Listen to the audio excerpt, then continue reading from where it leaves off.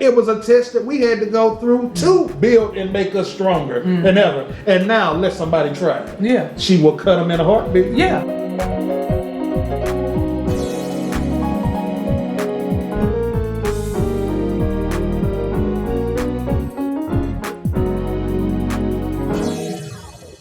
Well, hello. This is another episode of Pew Babies, and we're going to take it back and do a part 2 on one of our most popular episodes. It was actually per request of the viewers to do a part 2 on Too Gay for the Church.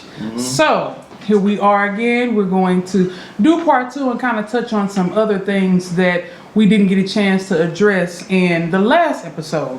But I definitely want to start by saying that we both appreciate all of the support, the words of encouragement, the words of love, all of the love that has been shown towards us from the viewers. We definitely appreciate you. I know that Chris most certainly appreciated that, because that's a very vulnerable time for a human being, regardless of your orientation, to be as transparent as you were and share that level of trauma. Let's just call it what it is. It's trauma. It was a traumatic experience. And nobody had anything negative to say, and we appreciate that. So thank you again from the bottom of our hearts for your love and support. Thank you. And your prayers, most certainly. And that's another thing that we're going to be covering this episode, is now we've discussed what happened and the trauma and drama that caused. And now we're going to be talking about the recovery, because again, the theme for this season has been healing, restoration, and recovery. So how did he recover? How does one recover from a situation like that? Or if you are in the LGBT community, how can you recover from the hurt that has been displayed towards you from the body of Christ? Because we know that there are a lot of people in this community that have been disrespected and disregarded and judged, grossly judged, by those that profess to be Christians and lovers of Christ, who himself was a lover of all, regardless, but is a lover of all, regardless of your background, your sexual orientation, where you come from, all the above. We know that despite what the people who are said to be Christians show, we know that in reality Christ loves us all. And so we want to just remind this community of people that God is love, God does love, God shows love, and anyone that is not showing you love in a godly way, God is not with them and God is not in them. That's right. Because God is without judgmentalness. Amen? Amen. Amen. Now he will judge. And he is our only rightful judge. In the appropriate time. But none of us knows when that time is. Honestly, we don't. No man knows the hour. No man knows the hour. And so with that being said, the only part I'm going to say this part and let Chris take it away, because we know that once he start, baby, that thing gonna get too good and too real.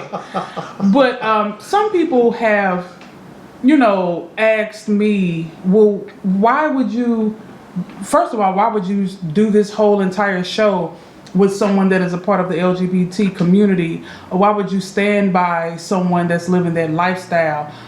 Don't you know that that's an abomination? Well, to respond to that question, first of all, I'm operating right under the scriptures when I'm showing love to him and anyone who's in this community, or anyone in general. My love is not limited to the LGBT community. My love is shown to whoever doing whatever, because that is how Christ has commanded us to be. He has commanded us to show love to our brothers and sisters, period. And I'm going, like the meme is going around saying, I'm gonna stick by him, I'm gonna stick by him.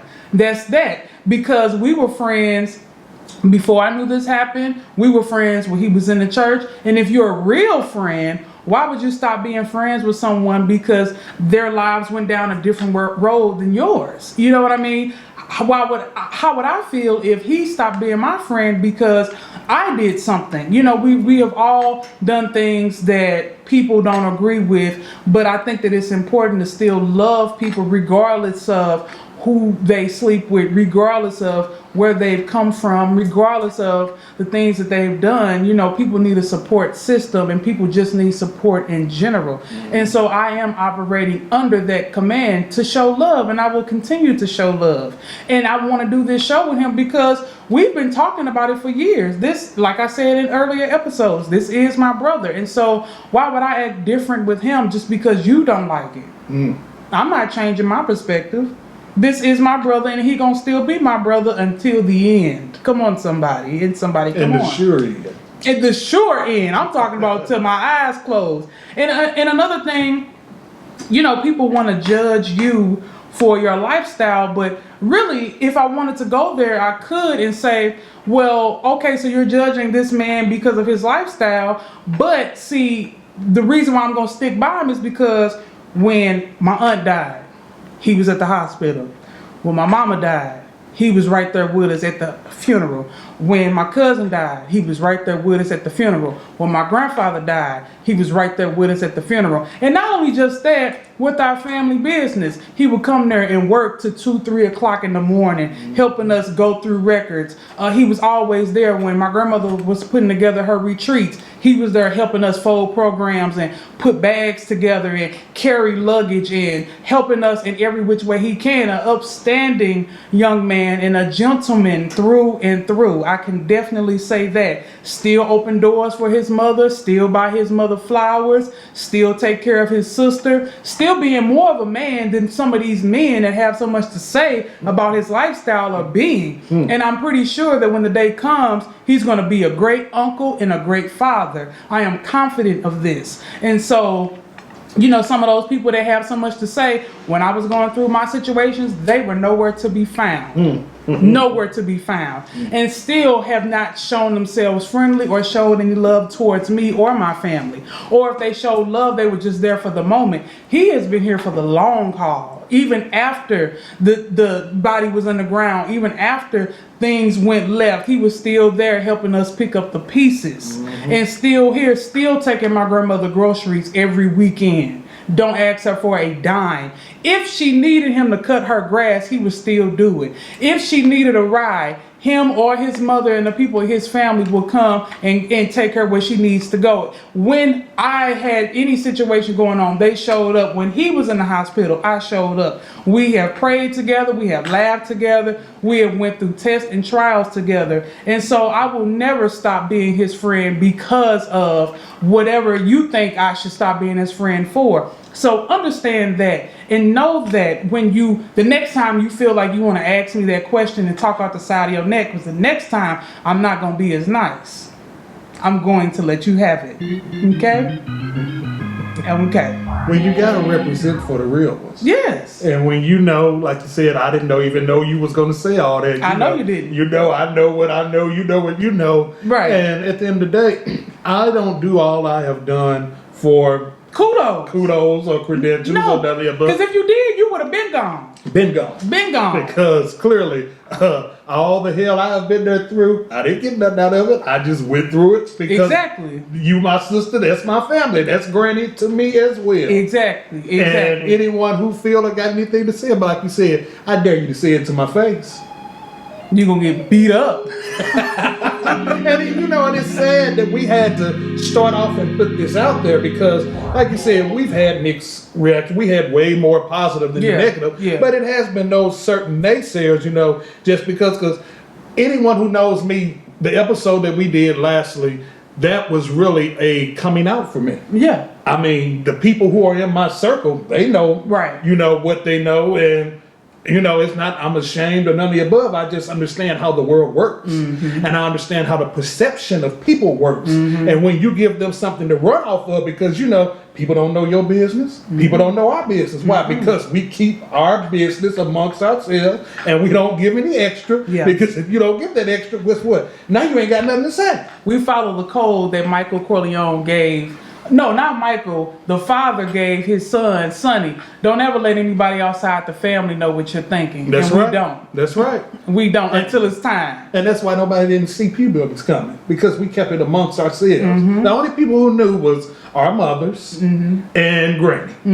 That's it. And we can say mothers because my mother was still living when the idea even popped in my head. Yes. So, and she clearly took it to the grave. Yes, she did.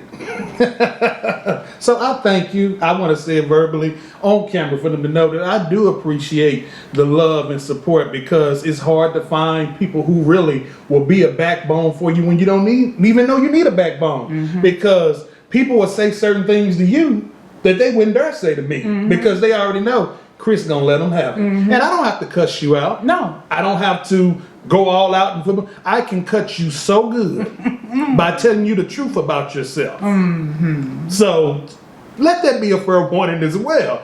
Don't try me. By all means, speak your mind. Come to me. I am open to conversation, but come to me correctly. That's the whole thing. Don't try to go talk behind my back, because guess what? It's going to get back to me. Some shape, form, or fashion. But I do definitely appreciate that, because you caught me off guard. And at the end of the day, the main purpose of why, and we talked about this before we even did the episode, and you asked me, are you comfortable? Yeah. How do you feel about this? Because I am not a person where all my business. No, there were many people who sent me inboxes, texts, calls. Chris, you are really a grown man. I said, what? What do you mean? Even my close friends who I've known for years, they told me, Chris, man, you really have grown up and matured. Because there was a point in time in my life after all this, and I'm getting into what we're talking about this episode too, the recovery. There was a point in time in my life, my mother didn't know anything. Yeah. Family didn't know anything. Didn't nobody know nothing but me and those close people in my proximity, because I already knew as soon as it was out, It's out there. I know the hardship I'm going to have to deal with, one, because of the church background that I have, and the stigma that's going to come from that, from not just church people, but even my family alone.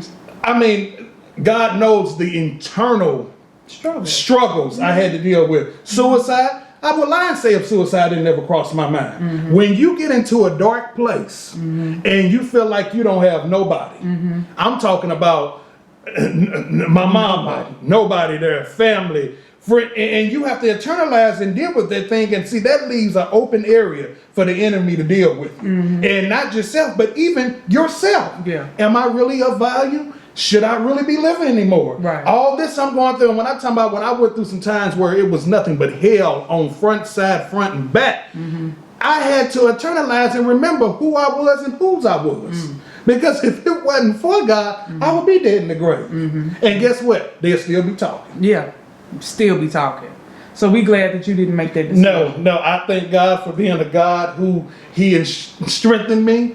I thank God for putting people in my life who would encourage me, friends who would encourage me, because it's something, a lot of my friends who I had in college and all that, they had family members and families that did not care, who were very open, very accepting. Chris, what? Your family's like this, that? No, come here, baby. Let me just hug you. And I'm going to tell you, it wasn't nobody but God, because in some of those moments where I was my weakest, that hug did something for me just to feel love and acceptance. And that's why, like I said, the whole jump was to open up to explain and let people know what you deal with. You can come out of it. Yeah. It doesn't have to overtake you. You don't have to kill yourself. You do not have to turn away. You can make it through it. Because now you know how I am when it comes to my mama. Yes. You know we trapped up, tangled up, Tighter than tight. thicker than thieves. Yeah. And I'll cut you, kill you, all the above if you mess with her. Yes. And she knows this as well. And she gonna do the same. And she gonna do the same. Amen. Now, and my sister as well. Amen. But there was a point in time where we were not like that.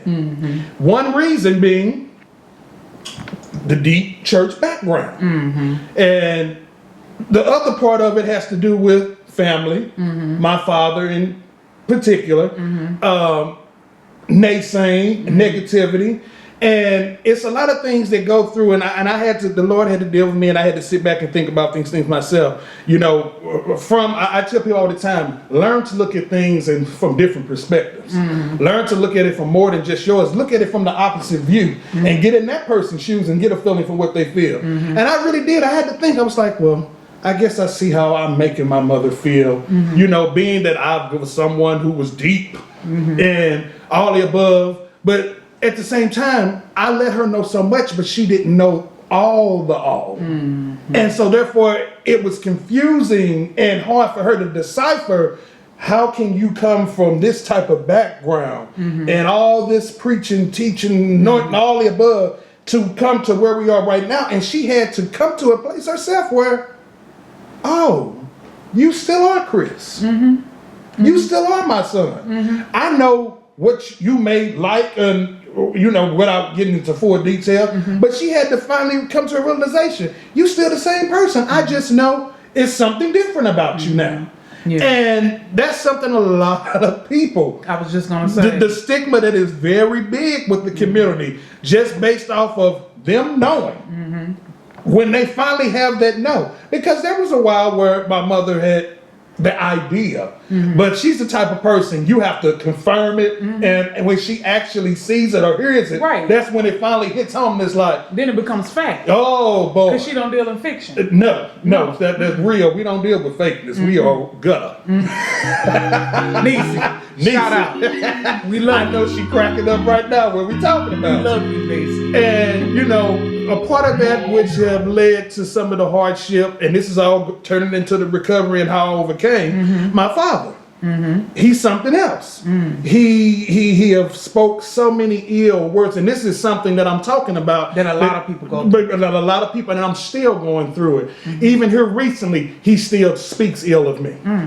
Can't stand me just because of what I may like sexually, as far as a preference. I'm still the same person, very much so. But to have to deal with that and put that away in a brain. Right. This is my actual biological father. Right. And when I say this so y'all can get it, he have wished death on me.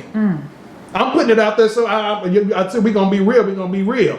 And you all probably will try to find out who it is, but whatever. At the end of the day, whatever. It's whatever. I mean, it is. Because I'm sure it's going to be family members that's going to see it, and some of my sisters, and I'm talking about my stepsisters and brothers, that's going to show it to them. But it needs to be said, because maybe this is something that will help bridge the gap for them as well, to understand the type of hurt that you can install and put in someone, because words do hurt. Yes, they do. People don't understand that. Things that you can, boy, I can sit back here and remember how I have cried myself to sleep at night back in the day.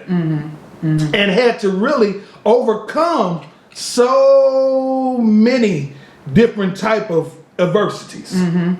And when I say it wasn't just family, I'm talking about my stepbrothers and sisters. They talked about me. They had something to say. My initial family, and this is talking about my mother's side of the family, they got something to say. They're talking, everybody has an opinion, but no one has love. No one has nothing far as open arms to say, you know what, despite that, I'm here, bro. Exactly. I mean, and I really do believe that, you know, that's why God allowed our families to become so close, because he knew that there's a void over here, there's a void over here, but I know if they hook up with these people, there's going to be love shown both ways. You know what I'm saying? From us to you and from you to us. You know what I mean? And so we can't pick and choose who our family members are. No. But we can definitely pick and choose how we deal with them. That's you know right. what I mean? Because as far as your sisters and brothers are concerned, I mean, I'm pretty sure some hurtful things can be said back to them. Oh, very much. And hurt their feelings. And I'm looking at the camera because I want you to know, because if you say something about me or you say something about him, it's on. You know what I mean? Like, because your beef is mine. Like, what's good? Well, you have to understand where they fail to realize they have skeletons of their own. That's why I said that. And you know, I'm not that petty in the verse, because I know it's going to be said, well, why would you even share that your father wished death on you? Because somebody else out there needs to hear There's plenty. who have dealt with that same I'm scenario. telling you, there's so many people who struggle with their family. Like, it's a big it's like you thing. instantly kicked out of the family. You're the black sheep. Once you're you- a leopard. Yeah. You are nothing. And I mean, and then let's correct this stigma too. Because just because an individual is bi, transsexual, all the different letters of the alphabet that I can throw out there, and I said this last season, does not automatically put them in the category, and I say this with such, it may seem like, yes, doesn't mean that they're going to catch AIDS, they're going to catch HIV. Because I'm so tired of that stigma. Thank you, the baby. Yes, the baby. You're one of them as well, because when you're dealing with people like that, he one of the main ones on his knees somewhere in a corner. Ooh, see, I don't have nothing to say about that.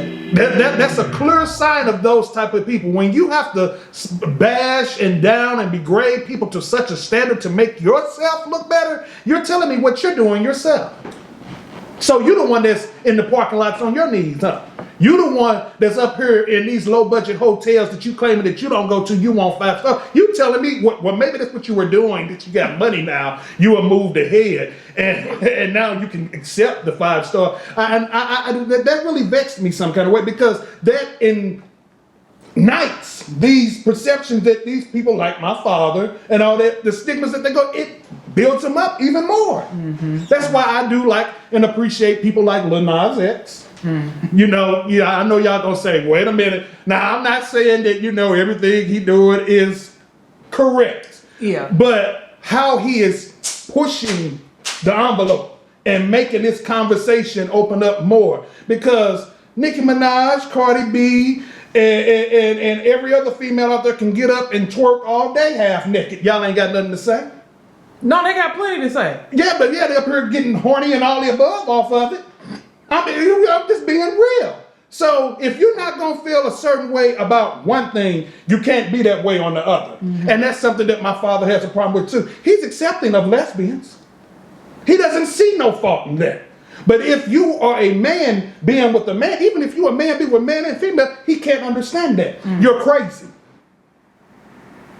Think about it. Well, and then, and I'm getting ready to segue into the other piece.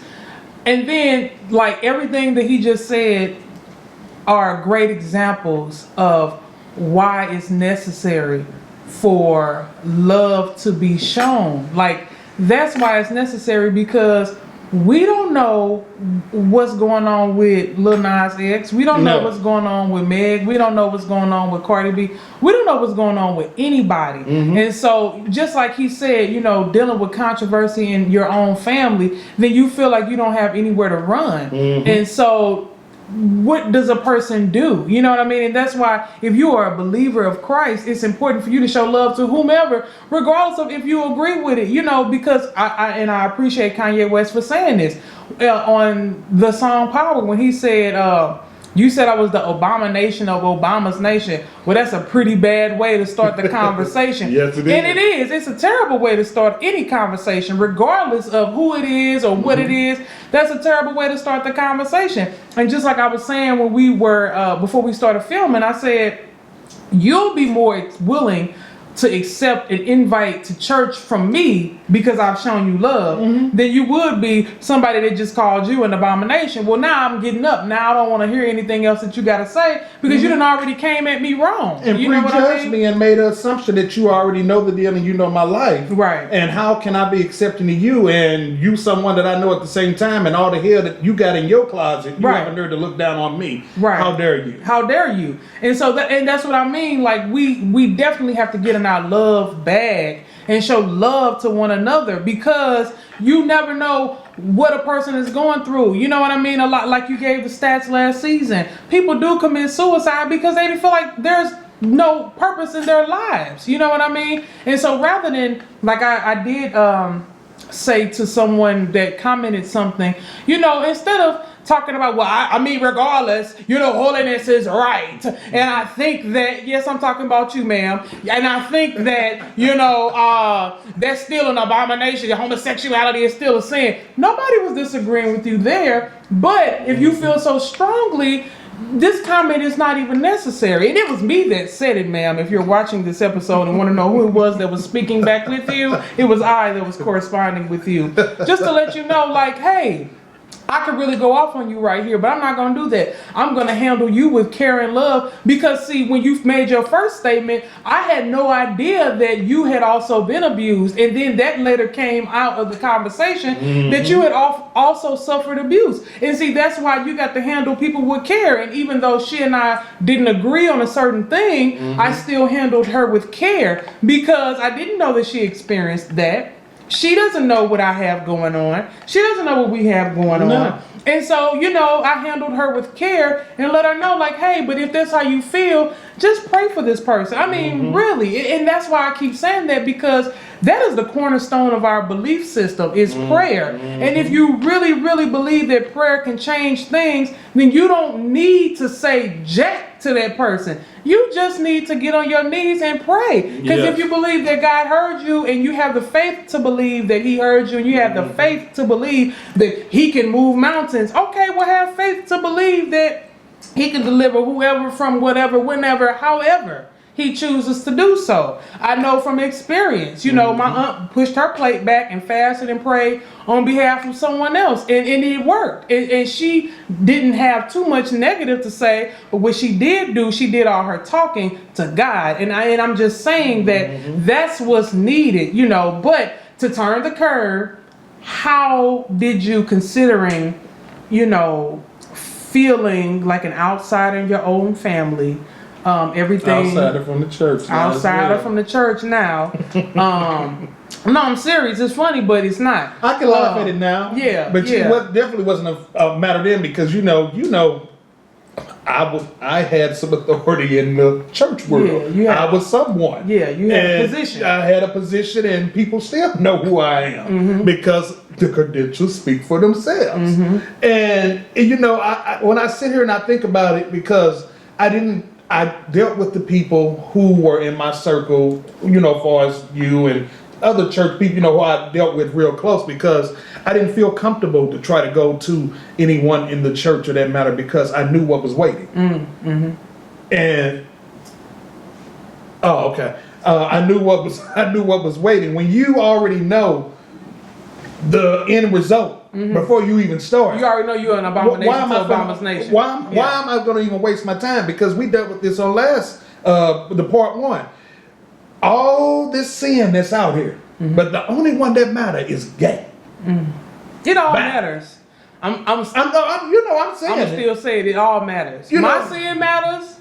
Your sin matters. It all matters. They don't realize they sinning when they're reflecting hate to these different individuals, and think you going to heaven and finna burn hell up. Some of y'all with these churches out here, you think that you're on your way to heaven and hell is waiting on you. Why? Because you have all this hate in your heart. You have family members of your own who you don't want to deal with, don't want to talk to, don't want to acknowledge.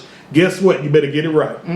That's all I can say on that one. So my question was going to be, so how does one recover and reestablish a relationship with God? Because see, you don't even have to deal with the naysayers. You can go straight to God. You don't even need to stop and say, you know, I forgive you, I forgive you. You could go straight to God and he'll smooth all that out for you. But how does one who has been in your position recover from that? I would tell you one thing that was, and I don't want to say I was lucky, I was blessed to have a relationship that I had with God prior to me leaving the church. Because if I wouldn't have had that, I know for a fact I wouldn't be here right now.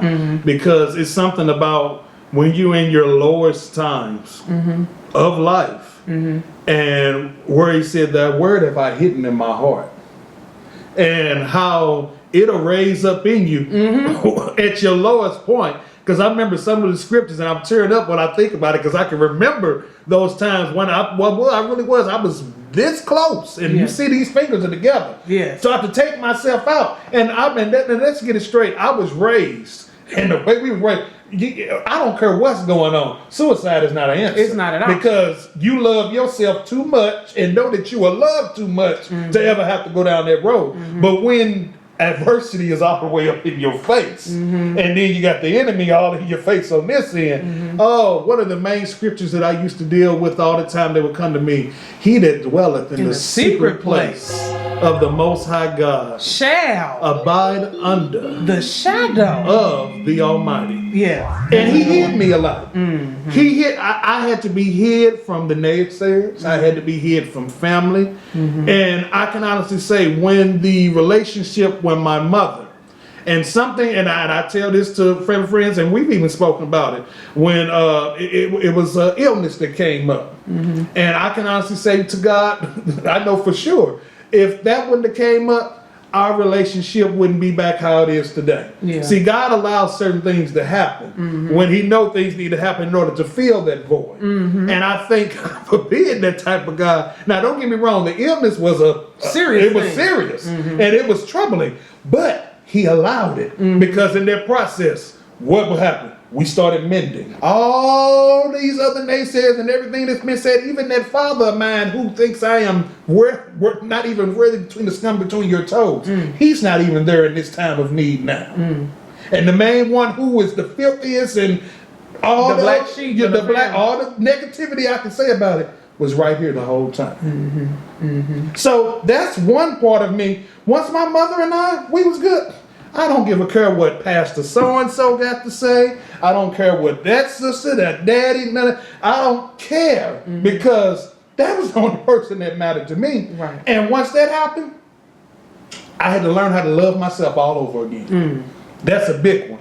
You have to love yourself. If you don't love yourself, if you don't know how to love yourself, I would tell you, read books about it. Yeah, Look it up. Get with someone who you know can definitely break it down and tell you, because self-love is a major, not even with this topic, but just going through in life in general. If you don't know how to love yourself and know how to encourage yourself when you're in that place, in that time where I can't call you and say, give me an encouraged word. I can't call mama to hear I love you. You got to be able to be in that moment for self. And we're not talking about the book of Revelations. People will be lovers of selves in the last day. No, we're talking no. about that self-love where you love yourself enough to not take yourself out the game. Yes. You love yourself enough to say, no, I believe what God said about me. I am above and not beneath. That's I am right. the head and not the tail. I am more than a conqueror. We're talking about that type of self-love, Yes. that type of self-esteem, that type of self-confidence, that type of, okay, yeah, I can make it through this. You know what I mean? And it's so important for people to hear that perspective, because I know last season people were like, okay, so how did he make it through that? Because there are people, whether it was from a man or a woman, there are people that have been abused and molested Yes. and, you know, have felt like you felt and still feel the way that you feel and haven't figured out yet. No matter how old they are, no matter how long ago it was, they still haven't figured out how to recover from that initial trauma. You know Yes. what I mean? And then whatever life has brought them, it might be trauma on top of trauma, on top of trauma, on top of drama, on top of rejection, on top of this, on top of that. You know what I mean? Self-medication. Self-medication and all of that. And so it's important for people to hear from you, somebody that has been through that, how you made it over, because we could not even be here having this conversation right now. If it was set up and planned the way the enemy thought it was going to go, I wouldn't be sitting here right now. But thanks to God being a God. And then, and let me clarify this too, because I know some who know my mother, and I'm not painting her in a bad picture. No. If I'm painting someone in a bad picture, it would be my father, because he's beneath the ground to me. Oh, Flat out. And look, don't judge this statement. Just pray for him. That's what you do right there. It is just truth, because I can't understand the fact,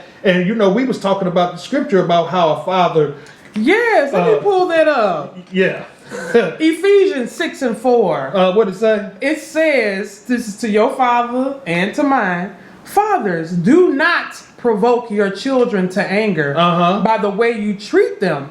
Rather, bring them up with the discipline and instruction that comes from the Lord. Now, if you're doing something that he felt was unsavory, well then instead of talking down about you, maybe he needs to take a look in the mirror at where he failed at being there with the discipline and instruction. Being a father, period.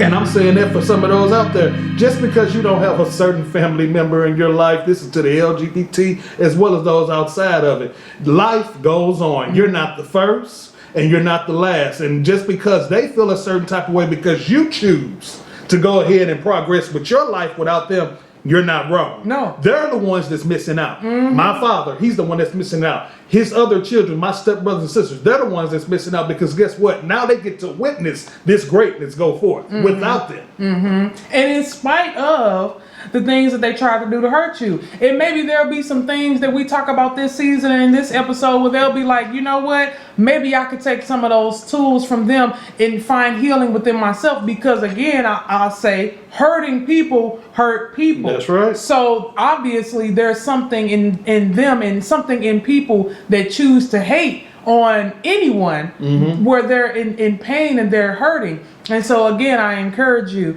to find self-love, find Christ, get under his shadow, Get with pray. people who you know have had these same experiences or similar experience, who can tell you the rest, because everyone has their own story. Exactly. Everyone has their own way that they came out, but I can tell you some of the main things: love, getting around people who can show you love, getting around individuals who can encourage you. This is to get you to that place before you can actually start doing it to yourself. Yeah. Because like I said, Get around folks with a prayer life who can pray you through. and I have some praying grandmothers and mothers now. Yeah. Because everybody, and that's what the intercessor is for. It's to bridge the gap between those who can and those who can't. Yes. You know what I mean? And so, get with some people that can stand in the gap for you when you don't even feel like standing in the gap for yourself. Come on, somebody. That's a word right there. That word, because we know when you have somebody to stand in the gap and who can really get a prayer through. Yes.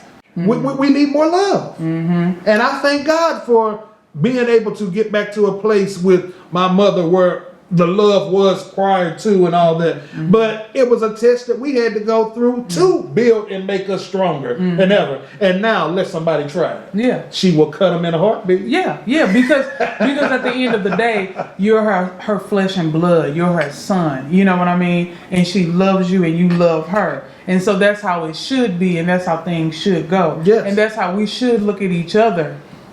In the body of Christ and outside the body of Christ. Just as humankind, we should look at each other like that. Like, you know what? I don't like what you're doing, but I'm still going to show you love. I'm still going to, give you wisdom. I'm still going to embrace you regardless of the fact. And so I think our time might just be about up. Oh, yes. Have we ended already? It got good again. It got way too good. We might have to again. give them a part 3. It depends. If y'all want us to do another part, y'all say so in the comments. And let us know, are we helping you? Yes. The ones who need to hear these type of things. If you want me to answer some questions, feel free to reach out, because I'm putting myself out here to be a help to you. Exactly. And to be an example that despite whatever, you can overcome it. Despite, like I said, it's nothing like a hurt when it's mama hurt. Yeah. And I keep saying that to let people know, especially when it comes to men.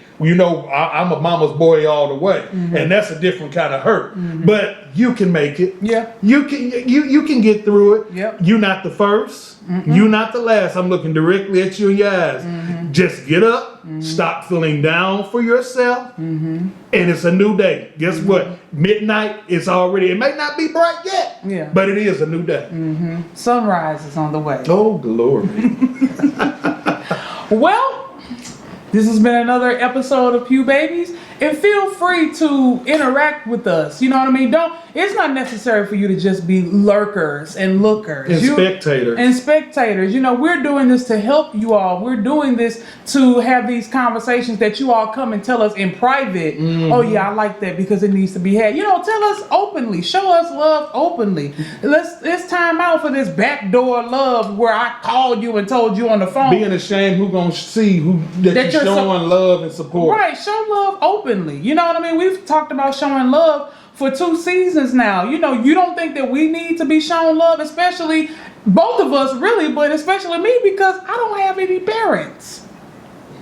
Well, you got spiritual. I got spiritual parents. My mom and your mom is spiritual. Auntie Niecy gonna ride down for the people. But you know what I mean? Like, don't be afraid to show love. Don't be afraid to interact. Love goes a long way. Don't be afraid to show us love openly. You don't have to be a stranger behind the view, you know, talking on the phone. Oh, that was good. I like that. Show us love openly. And one person I do want to shout out before we get out of here, because we went this whole season and we didn't shout this girl out. But Dr. Charmaine Sweeney. Come on, doctor. We appreciate you. Now, that is one person that's been our A1 day one. She has been showing love openly. She has been sharing privately, openly, have prayed for us. God have given her words of knowledge. Sharing posts. Loving posts. Yes, giving us instructions and advice. Connecting us with people. We want to definitely say thank you. We want to call her out by name. We love you and thank you. And congratulations. That girl is a doctor. Yes. Please put some hearts up and send that girl a love offering. Send her some gifts. Send her some flowers. Show Dr. Charmaine Sweeney. You get all your kudos. Some love, ladies and gentlemen. We're going to have to get that girl. We are proud of you, girl. You have done that thing. That's right. You have achieved that thing. And so we thank you for your love. Congratulations to you. And with that being said, we're going to get out of here. Until we see you next time. Until next season. I believe this is going to be the last one, right? Well, yeah, I think so. We always end with this. So until next season, peace and God be bless. blessed.